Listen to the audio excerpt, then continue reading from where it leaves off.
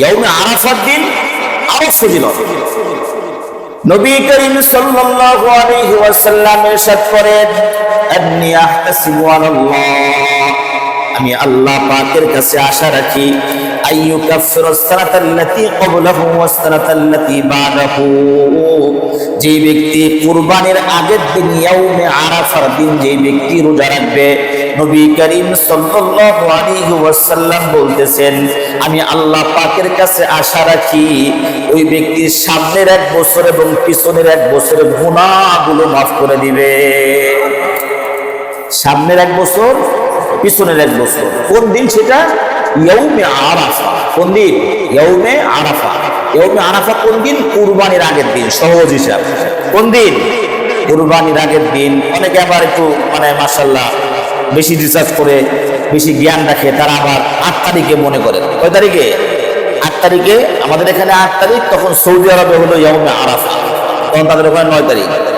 তা আমরা এখানে তারা কি করে? তারা 8 তারিখে রোজা রাখে। আরে হ্যাঁ, তর্কের কোনো কিছু নাই তো। এই 9টা দিনই তো রোজা রাখতে হয়।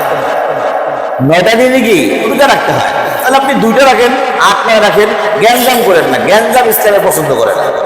গ্যাঞ্জাম থেকে বাঁচাও রাখতে হবে ভালো। গ্যাঞ্জাম থেকে বাঁচাও রাখতে হবে। হুদেই তর্ক করার দরকার নাই। গাড়ির উপরে সে কিছু তর্ক করে, ঝগড়া করে, দরকার নাই। এগুলা খুব হিংসুটে ব্যক্তি, ঝগড়াটে ব্যক্তি, এগুলা জাহান্নামীদের লক্ষণ। কিসের লক্ষণ? জাহান্নামীদের লক্ষণ।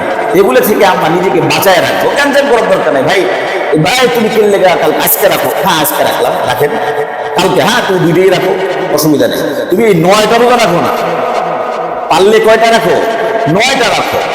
যে কয়টা পারে রাখো, সমস্যা নেই। যদি একান্তই আর না পারা যায়, সেক্ষেত্রে আমি ওই একটা রোজা যেন আমার মিস না হয়। যেহেতু পিছনের 1 বছর, সামনের 1 বছরের গুনাহ কি হয়? মাফ হয়। আমি ইয়াউমে আরাফার দিন আমি রোজা রাখার চেষ্টা করব ইনশাআল্লাহ। তবে নফল ইবাদত আপনি দেখবেন অনেকের শয়তান তো চাবে আপনার ইবাদতগুলো বরবাদ করার জন্য। শয়তান চাবে কি? ইবাদতগুলো বরবাদ করার জন্য। দেখবেন হ্যাঁ ইমাম সাহেব রাখে না, ইমাম সাহেব চা খাইতেছে, আস্তাগফিরুল্লাহ আলাইহি। আরে নফল ইবাদত আপনাকে আল্লাহ পাক তৌফিক দিচ্ছে, আপনি রাখেন, ভালো জিনিস, আপনি অনেক সওয়াব পেয়ে গেলেন। আরেকজনের পিছনে আপনার দৌড়ানোর দরকার নেই। এজন্য নফল ইবাদত কেউ রাখলে অনেক সওয়াব পাবে, না রাখলে কোনোই গুনাহ হবে না। ইমাম সাহেব আর খতিব সাহেব আর বড় বড় পীর সাহেব যদি রাখে সে সওয়াব পাবে, না রাখলে বাস কোনো গুনাহ হচ্ছে না। এজন্য তার পিছনে লেগে আপনার আমলগুলো বরবাদ করার দরকার নাই। কারণ তার একজনের পিছিয়ে দোষ অন্বেষণ করা মারাত্মক ধরনের গুনাহ, মারাত্মক ধরনের গুনাহ। এজন্য কে রাখলো আর না রাখলো দেখার দরকার নাই, ওটা তাহকিক করারও দরকার নেই। আপনার যতটুকু সম্ভব আপনি রোজা রাখেন, আপনি রাত্রে ইবাদত করেন, 2-4 রাকাত নামাজ পড়েন, নফল জিকির আজগার করেন, কোরআনুল কারীমের তেলাওয়াত করেন, দান সাদকা করেন, ইস্তিগফার, বেশি বেশি ইস্তিগফার। এই 10টা দিনের আমল হলো, প্রথমে কি বললাম, এই 9টা দিন কি রাখা? রোজা রাখা। একদিন রোজা রাখলে, একটা রোজা রাখলে 1 বছর রোজা রাখার সওয়াব মিলবে।